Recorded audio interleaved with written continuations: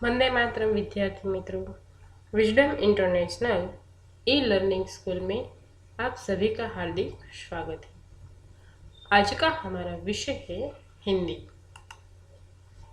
कक्षा 9 विषय हिंदी, विषयांक मेरी बीमारी श्यामा ने ली, भाग 2।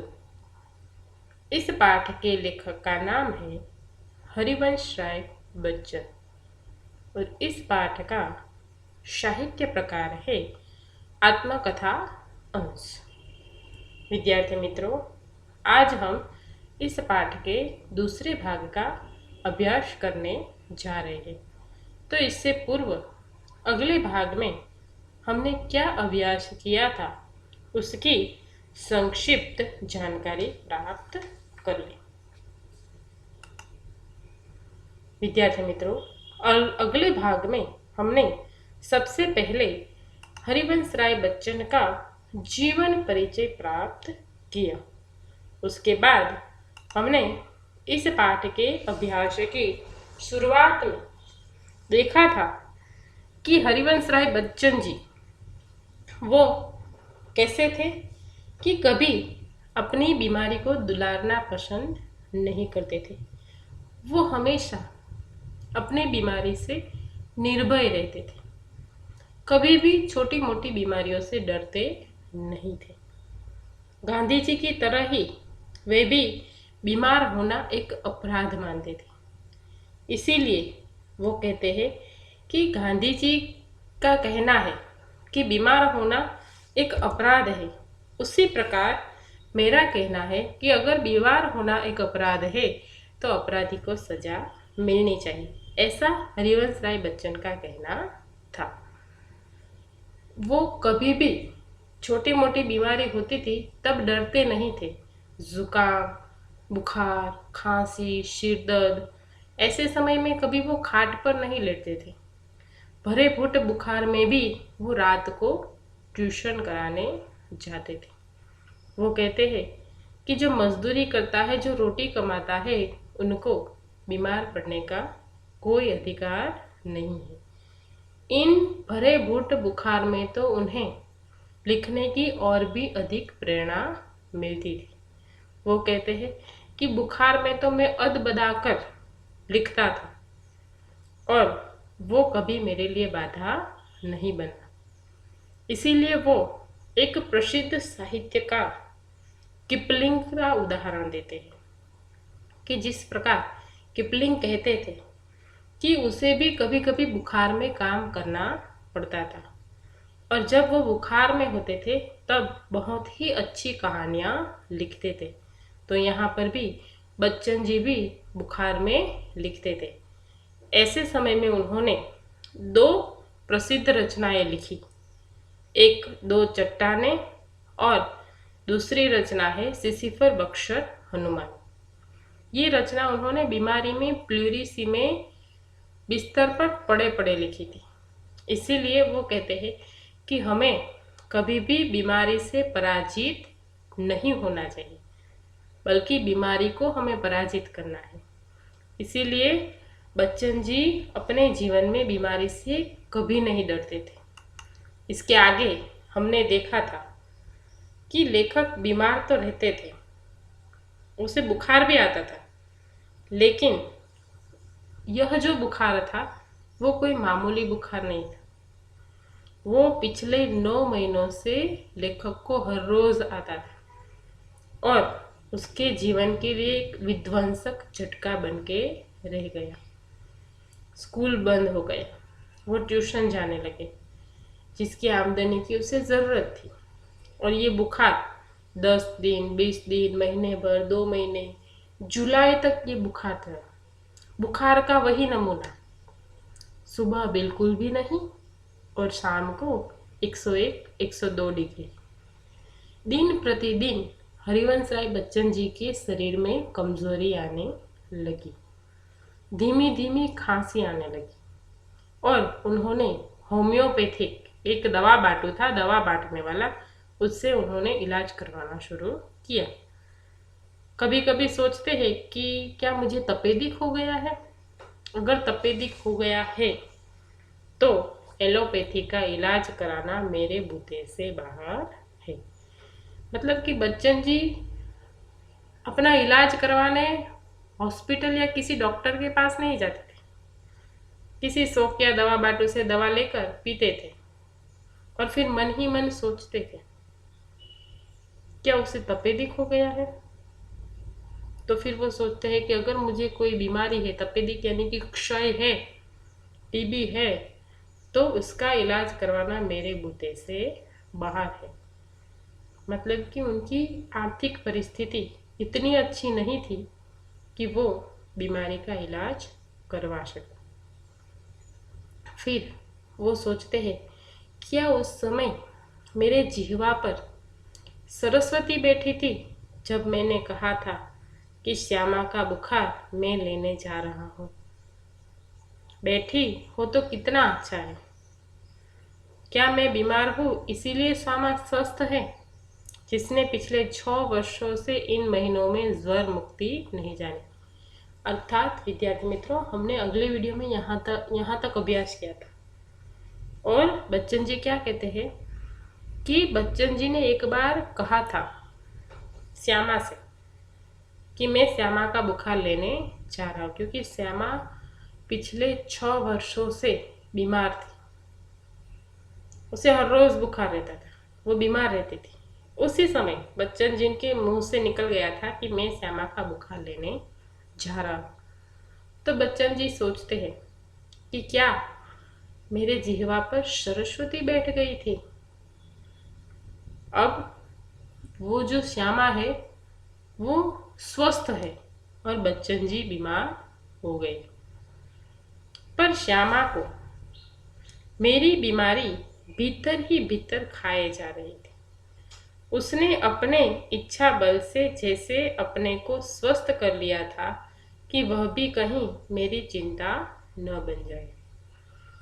मतलब कि श्यामा को मेरी बीमारी, मतलब कि बच्चन जी हमेशा बीमार रहते थे, उसे बुखार आता रहता था, इसीलिए श्यामा को मेरी बीमारी, मतलब बच्चन जी की बीमारी भीतर ही भीतर खाए जा रही थी। वो उसे चिंता हो रही थी और उसने अपने इच्छा बल से अपनी बीमारी को दबा दिया था। वो खुद भी बीमार थी लेकिन उसे अपनी बीमारी की कोई चिंता नहीं थी। उसे सिर्फ और सिर्फ बच्चन जी के बीमारी की चिंता थी। उसके अतिरिक्त मेरी बीमारी का शायद किसी को पता भी न था, क्योंकि सारे काम तो मैं सामान्य रूप से किए ही जाता था। इसके साथ साथ बच्चन जी अपनी बीमारी दिखाते भी नहीं थे।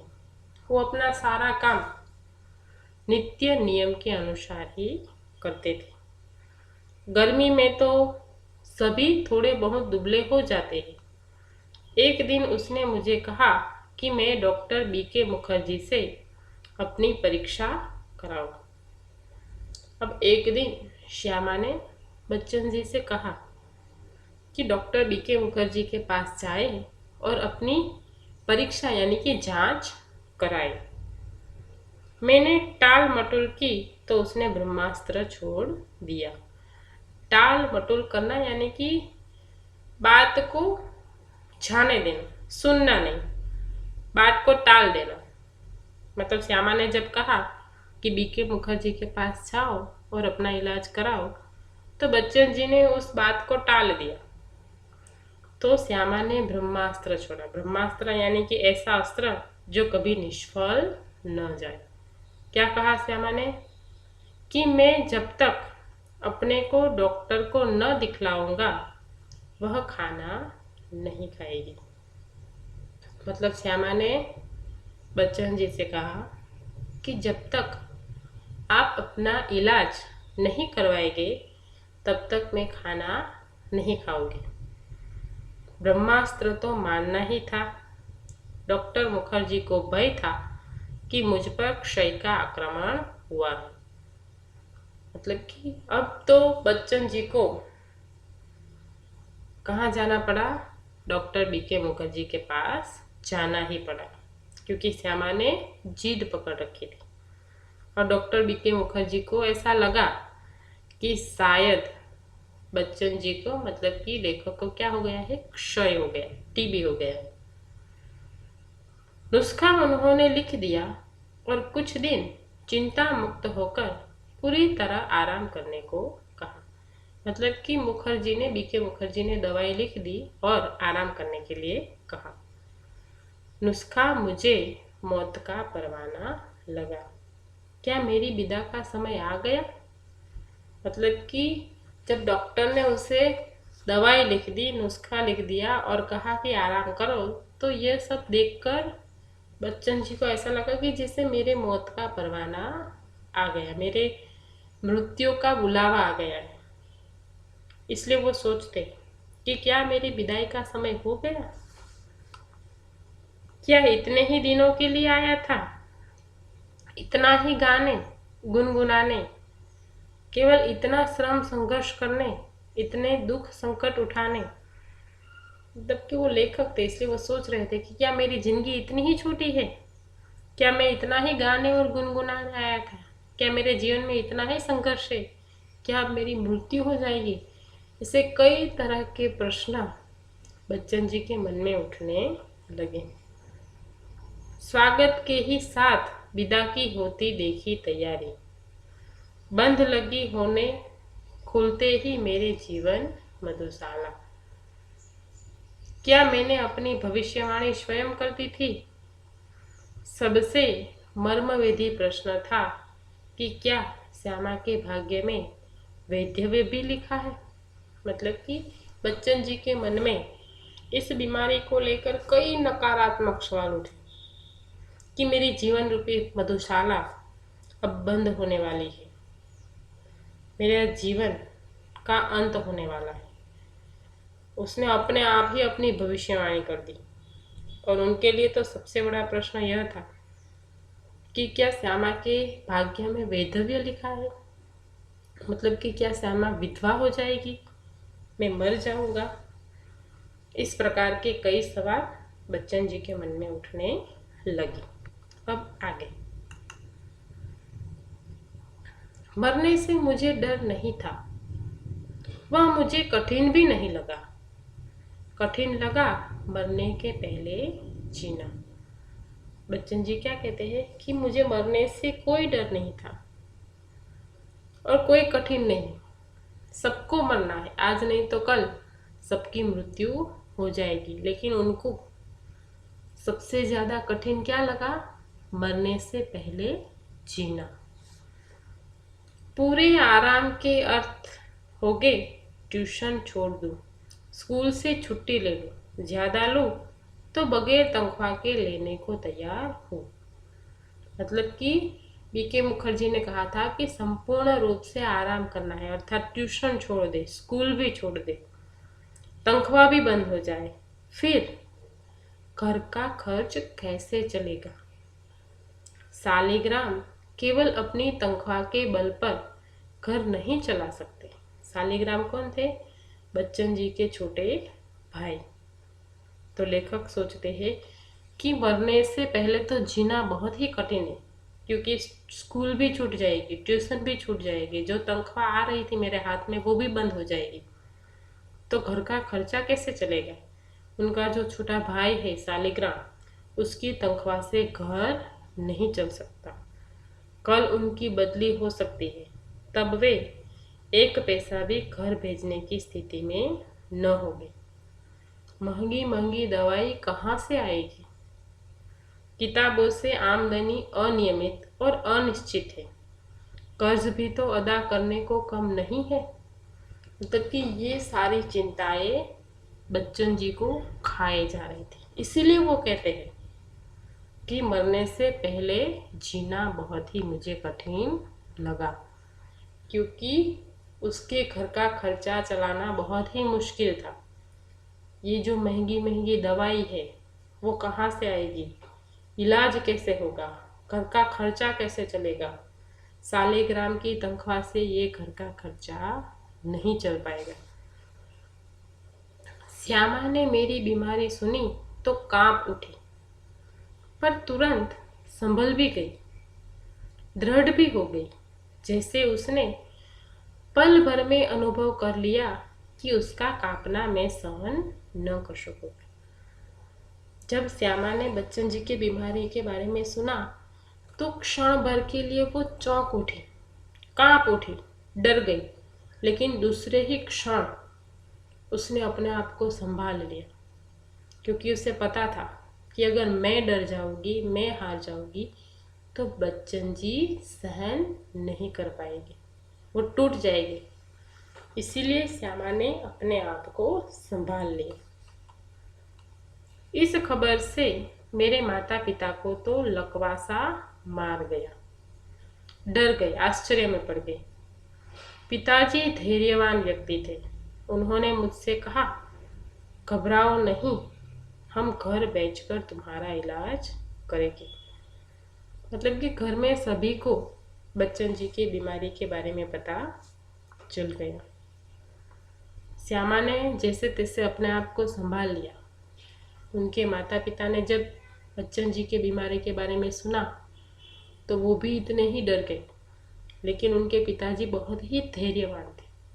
इसलिए उसने बच्चन जी से कहा कि तू चिंता मत कर, हम यह घर बेचकर भी तुम्हारा इलाज करवाएंगे। सालिग्राम असमर्थता की एक सांस लेकर रह गई। मतलब कि सालिग्राम जो बच्चन जी के लिए कुछ भी नहीं कर पा रहा था, वो उसका छोटा भाई था, इसलिए वो असमर्थ था। इसलिए असमर्थता की सांस यानी कि निश्वास लेकर बैठ गया। मैंने कुछ दिनों के लिए ट्यूशन और स्कूल से छुट्टी ले ली। किताबों की बिक्री से कुछ रुपये पड़े थे, उनसे दवाई मंगा ली और चारपाई पर लेट गया। श्यामा की सेवा साकार हो गई। मतलब कि अब बच्चन जी के इलाज की शुरुआत हुई।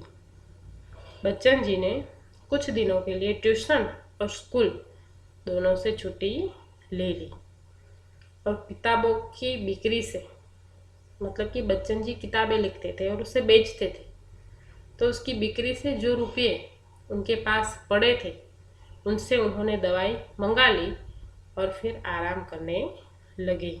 और श्यामा संपूर्ण रूप से उसकी सेवा करने लगी। डॉक्टर ने निश्चिंत होकर आराम लेने के लिए कहा था। निश्चिंत यानी कि चिंता किए बिना। डॉक्टर ने कहा था कि बिल्कुल चिंता मत करो और आराम करो। कोई भी व्यक्ति बीमार हो तो जब वो चिंता करता है तो उसकी बीमारी दिन प्रतिदिन बढ़ती जाती। चिंता कहते हैं ना कि बीमारी का घर है, कि चिंता चिता के समान है। जितनी चिंता ज़्यादा करोगे उतनी ही मौत आपके नज़दीक आएगी। तो किसी भी बीमारी की सबसे बड़ी दवा क्या है कि हमें चिंता नहीं करनी, नकारात्मकता में नहीं डूबना है। तो कोई भी डॉक्टर अगर हमारा इलाज करता है तो हमें कहते हैं कि चिंता बिना चिंता किए आराम करो। तो यहाँ पर भी डॉक्टर बीके मुखर्जी ने बच्चन जी से कहा था कि निश्चिंत होकर, मतलब कि बिना चिंता किए आराम करना है। तब क्या होता है कि बहुत कुछ करने को रहता था तो चिंता के लिए समय ही कहाँ था। अब तो चिंता ही चिंता करने को थी। मतलब कि इससे उल्टा होता है कि जब बहुत कुछ काम करना होता है तब चिंता के लिए समय ही नहीं मिलता, और अब सिर्फ आराम करना है तो मन में क्या भरी रहती है, चिंता ही चिंता भरी रहती है। मतलब कि बच्चन जी के मन में बहुत सारी चिंताएं थी। किसकी? कि विशेष चिंता भी मुझे सिर पर चढ़े कर्ज की। मतलब कि सबसे ज़्यादा सबसे बड़ी चिंता का विषय क्या था बच्चन जी के लिए? उनके सिर पर जो कर्जा चढ़ा हुआ था उसकी उनको सबसे ज़्यादा चिंता थी। मेरा इलाज हो या ना हो पर कर्ज की किस्तें तो जानी ही चाहिए। मतलब कि बच्चन जी सोचते हैं कि मेरा इलाज हो या ना हो, लेकिन कर्ज के जो पैसे हैं वो तो भर जाने ही चाहिए। उसकी नियमित अदायगी के साथ मेरी साख जुड़ी है। मतलब कि नियमित रूप से समय सर कर्जा चुकाना उससे मेरी साख जुड़ी हुई है, यानी कि मेरी इज्जत जुड़ी हुई। अगर मैं नियमित रूप से कर्जा नहीं चुका पाऊंगा तो वो जो मेरी साख है, मेरी जो इज्जत है, वो डूब जाएगी।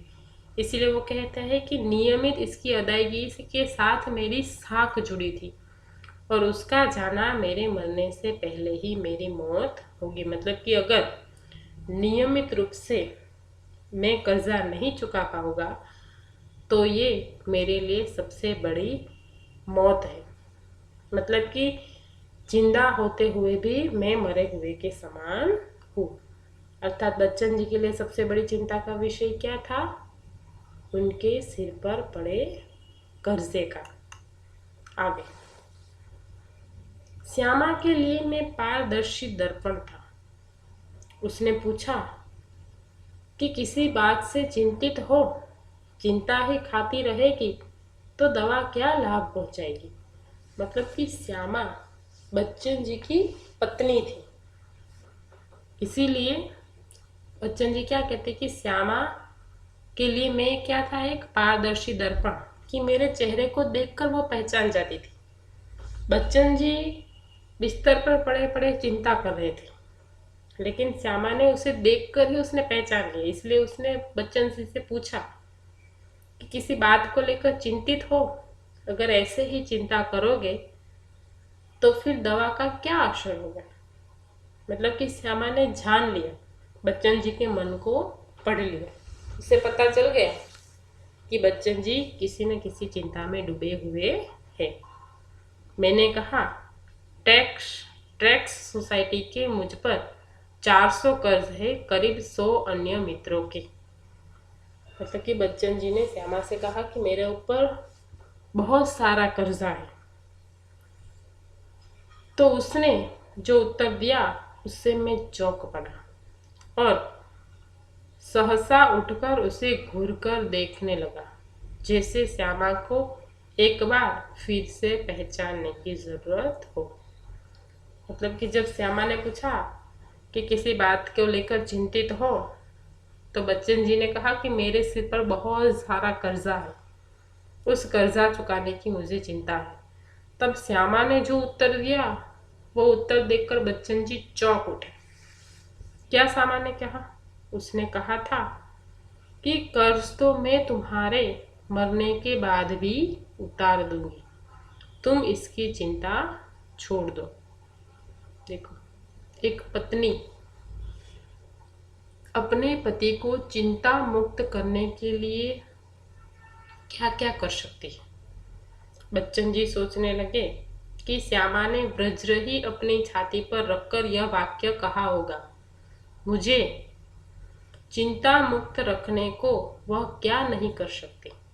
मतलब कि श्यामा ने बच्चन जी को ऐसा इसीलिए कहा ताकि वो चिंता न करे, चिंता से मुक्त रहे और अच्छी तरह से दवाई ले और अपना इलाज करे।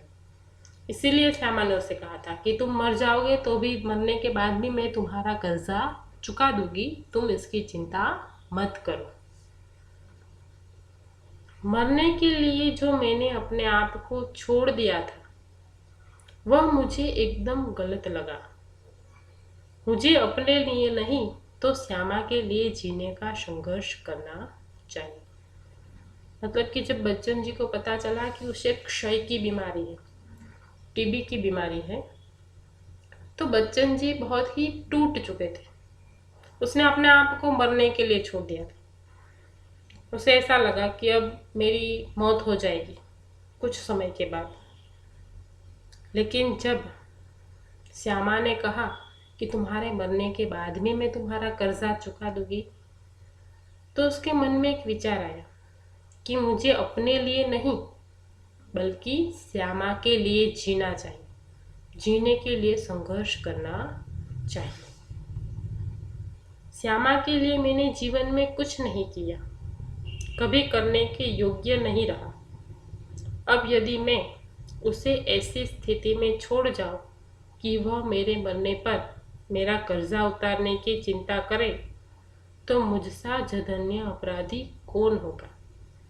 मतलब कि बच्चन जी सोचते हैं कि मुझे अपने लिए नहीं बल्कि श्यामा के लिए जीना है। मैंने उसके लिए जीवन में कुछ भी नहीं किया, कभी उतना मैं योग्य नहीं बना कि उसके लिए कुछ कर पाऊँ। और अगर मैं मर जाऊँ और मेरे मरने के बाद श्यामा अगर मेरा कर्जा चुकाए तो मेरे जैसा अपराधी और कोई नहीं है। नहीं, मैं श्यामा के लिए चिंताएं नहीं छोड़ जाऊंगा, जीने का रास्ता खोजूंगा, जीकर अपनी चिंताएं समाप्त करूंगा। मतलब कि बच्चन जी के मन में जीने की एक आशा जागृत होती है। वो क्या कहते हैं कि मैं श्यामा के लिए कोई भी चिंता छोड़कर जाना नहीं चाहता, मैं जीने का रास्ता ढूंढूंगा और जो भी सारी चिंताएं हैं वो समाप्त करूंगा। एक रात जैसे मेरे कानों में किसी ने कहा कि एक रास्ता अब भी है। मतलब कि मन ही मन उनको एक रास्ता मिल गया। और फिर 15 दिन के ही इलाज में अपना बटुआ खाली हो गया था। मैं कदापि नहीं चाहता था कि पिताजी घर को हाथ लगाए। अपनी वृद्धावस्था में शांति से बैठने को, चाहे उनको भूखे नंगे ही बैठना पड़े, उन्होंने एक शरण स्थल बनाया था। मैं उससे उन्हें वंचित करने का कारण नहीं बनना चाहता, पर यह भी नियति का एक व्यंग है कि मेरे माता पिता दोनों में से किसी को अपनी छत के नीचे अपनी अंतिम श्वासें छोड़ने का योग नहीं बना था। ना जाने राम कहाँ लागे माटी, पर उस समय मैं कैसे जानता। मतलब कि 15 दिन का इलाज चला बच्चन जी का, और उनके पास जितने भी पैसे थे वो सारे पैसे खर्च हो गए। बटुआ खाली हो जाना अर्थात सारे पैसे खर्च हो जाना। और बच्चन जी ऐसा सोचते हैं कि मैं कदापि नहीं चाहता कि मेरे पिताजी अपना घर बेचे, क्योंकि उन्होंने वृद्धावस्था में शांति से बैठने के लिए एक शरण स्थल, मतलब कि एक अपना घर बनाया था, आश्रय स्थान बनाया था, और मैं उस घर से उसे वंचित करना नहीं चाहता। इसीलिए वो सोचते हैं कि मैं ऐसा नहीं चाहता कि मेरे माता पिता किसी और छत के नीचे अपनी अंतिम श्वास छोड़ें। इसलिए वो कहते कि ना जाने राम कहाँ लागे माटी। मतलब कि मेरी भी मृत्यु कहाँ होगी वो मुझे पता नहीं है, वो कैसे बता सकते हैं। लेकिन उनके मन में दो बातें आई। पहली बात जो उसे जीने के लिए प्रेरणा दी थी वो कौन सी थी कि उसे अपने लिए नहीं बल्कि किसके लिए जीना है, श्यामा के लिए। और फिर दूसरी बात यह कि बच्चन जी बिल्कुल नहीं चाहते थे कि उनके माता पिता अपना घर बेच दे और उसका इलाज करें। इसलिए उसके मन में कई सारे अब सकारात्मक विचार आने लगे कि अब उसे क्या करना है, जीना है, जीने के लिए संघर्ष करना है।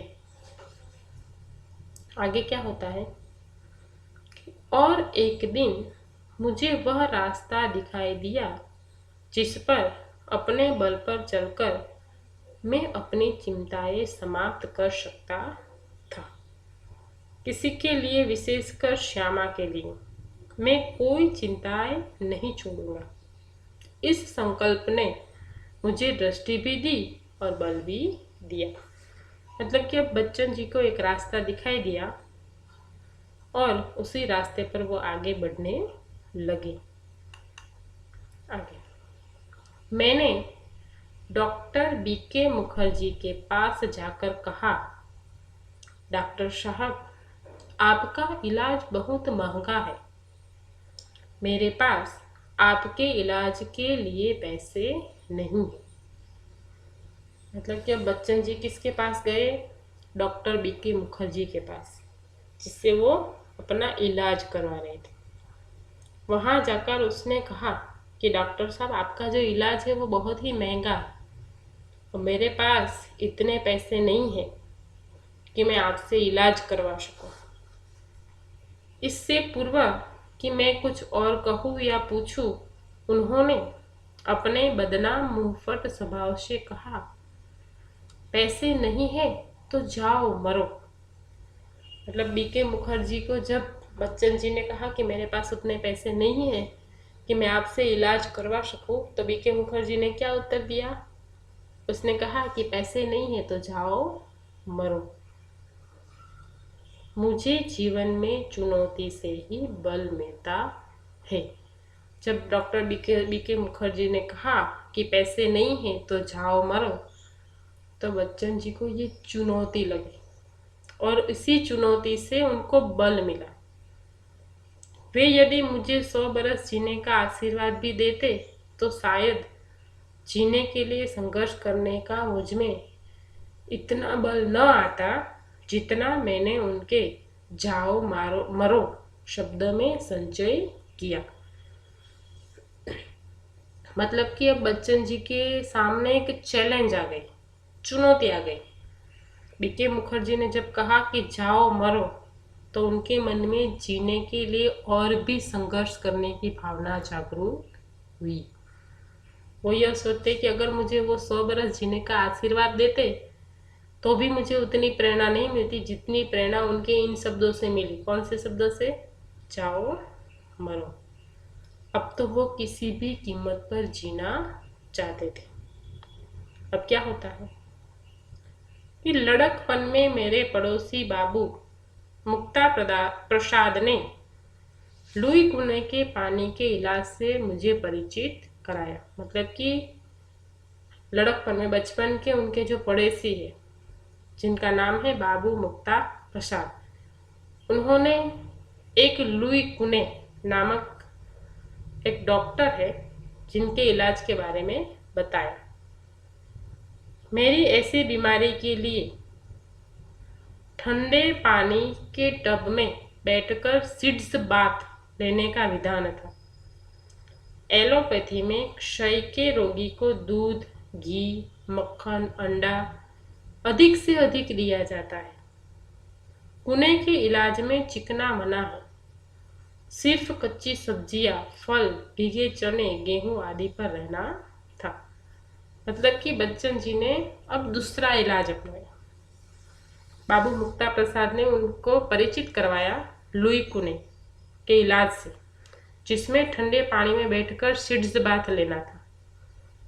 और एलोपैथी में क्या होता था कि दूध, घी, मक्खन, अंडा सब खाने को कहते थे, लेकिन लुई कुने का जो इलाज था उसमें इन सारी चीज़ों का मना था। ये सारी चीज़ें कैसी होती है? चिकनाहट पैदा करने वाली, मतलब कि ये कफ करती है। तो लुई कुने के इलाज में ये सारी चीज़ें खाने के लिए मनाई थी। उसमें तो सिर्फ कच्ची सब्जियां, फल, भीगे चने, गेहूं आदि ही खाना होता था। न दवा पर कुछ खर्च, न खुराक पर कुछ खर्च। यही इलाज तो मेरी स्थिति के अनुकूल था और कामकाज साधारण किए जाना था। मतलब कि यहाँ पर ना ही दवाई का खर्च था और ना ही कोई खुराक में खर्च। तो यह इलाज बच्चन जी को अनुकूल लगा और फिर धीरे धीरे उन्होंने कामकाज करने की शुरुआत की। मैंने बीके मुखर्जी का नुस्खा जो था वो फाड़ डाला और कुने के अनुसार सिस्ट बाथ आरंभ किया। मतलब कि अब बच्चन जी ने बीके मुखर्जी का जो इलाज था वो बंद कर दिया और लुई कुने का इलाज करवाने लगे। उन्होंने हर रोज सिड्स बाथ लेना आरंभ किया और तद अनुसार खुराक आदि रखी। स्कूल भी जाने लगा, केवल रात वाली ट्यूशन छोड़ दी। उसका मुआवजा एक तरह से किताबों की बिक्री से मिल जाता। श्यामा ने मेरा विरोध न किया। जीवन भर मैं जिस रास्ते पर भी चला उसने स्वस्ति पंथा कहा और मेरे पीछे चली। मेरी स्नान चिकित्सा के संबंध में भी वह प्रतिदिन अपनी सेवा सहयोग देती रही। सबसे अधिक अपने इच्छा बल से उसने मुझे अपने रास्ते पर न ठहरने दिया, न पीछे फिरने दिया। राह पकड़ तू एक चला चल, पा जाएगा मधुशाला। मतलब कि अब बच्चन जी ने लुई पीने का इलाज शुरू किया। धीरे धीरे उन्होंने स्कूल जाने की शुरुआत की। केवल रात की ट्यूशन बंद थी। उनके किताबों की बिक्री भी होने लगी। श्यामा ने उनका विरोध नहीं किया, उनका साथ दिया। जिस रास्ते पर बच्चन जी चलते थे उसी रास्ते को श्रेष्ठ मानकर वो उनके पीछे चलने लगी।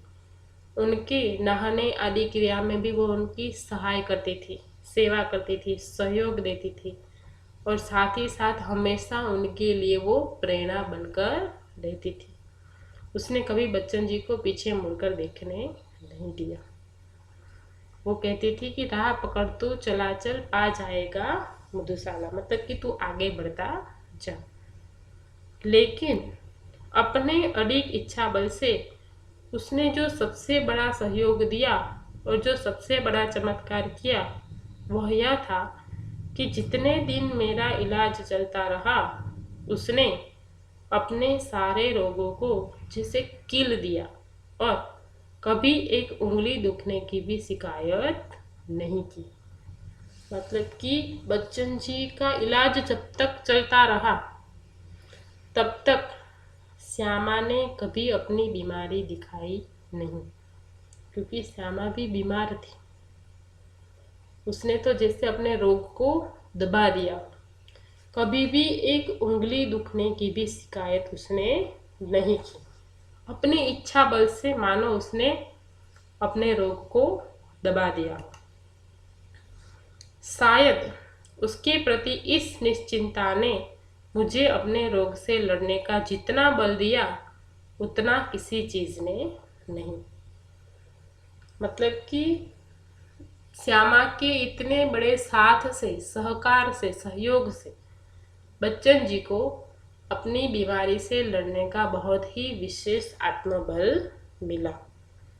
इस आत्मनियंत्रण, आत्मनिग्रह, इच्छाबल और हठयोग की समझ में नहीं आता कि उसे क्या नाम दूं। बड़ी महंगी कीमत उसे चुकानी पड़ी।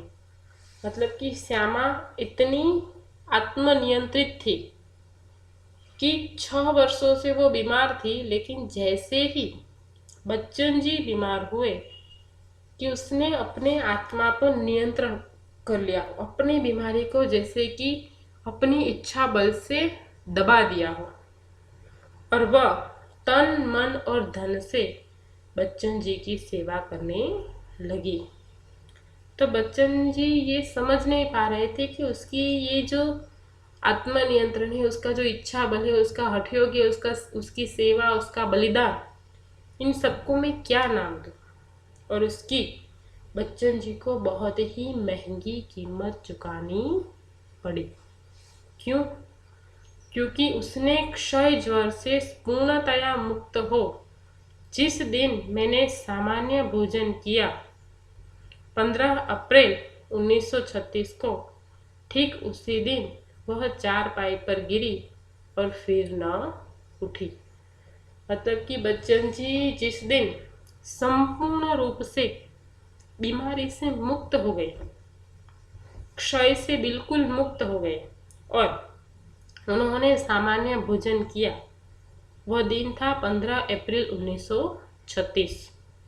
ठीक उसी ही दिन श्यामा बीमार हुई और चारपाई पर गिरी और फिर कभी नहीं उठ पाई। 216 दिन बराबर रोग शैया पर पड़े रहने के बाद 17 नवंबर 1936 को उसने अपना शरीर छोड़ दिया। मतलब जैसे ही बच्चन जी स्वस्थ हुए कि श्यामा बीमार हो गई। 216 दिन तक वो रोग शैया पर पड़ी रही और फिर अंत में उसने अपना शरीर छोड़ दिया। श्यामा के और अपने विवाहित जीवन के अंतिम 18 महीनों में मुझे और उसे दोनों को मौत के साथ संघर्ष करना पड़ा। मतलब कि 18 महीनों में बच्चन जी भी बीमार हुए और श्यामा भी बीमार हुई, मतलब कि दोनों को मौत के सामने संघर्ष करना पड़ा। मेरे संघर्ष में श्यामा ने अपनी इतनी आंतरिक मंगल कामना दी, इतना सहयोग दिया, इतनी अपनी सेवा दी, इतना अपने आप को दिया, इतना अपनी ओर से मुझे चिंता विमुक्त रखा कि मैं उस संघर्ष में विजयी हुआ। मतलब कि जब बच्चन जी बीमार थे तो श्यामा ने उन्होंने बहुत ही उसकी सेवा की, उसके लिए बहुत ही मंगल कामना की, उसका सहयोग दिया, अपने आप को तन मन धन से उसे सौंप दिया, उसे चिंता से दूर रखा। और उसके इतने ही सहयोग से बच्चन जी अपनी बीमारी से दूर हुए, मुक्त हुए, वो विजय हुए, वो जीत गए। पर उसकी संघर्ष में बहुत मैंने अपनी शुभकामना दी, बहुत सहयोग दिया, बहुत सेवा दी, बहुत अपने आप को दिया, फिर भी वह पराजित हो गई। संभवतः एक मोर्चे की कमजोरी से वह मेरे विषय में मृत्यु की अंतिम सांसों तक चिंता विमुक्त नहीं हो सकी। मतलब कि बच्चन जी चिंता से विमुक्त हो गए, लेकिन जब श्यामा बीमार हुई तब बच्चन जी ने भी उसका सहयोग दिया, उसकी सेवा की, लेकिन फिर भी वो पराजित हो गई।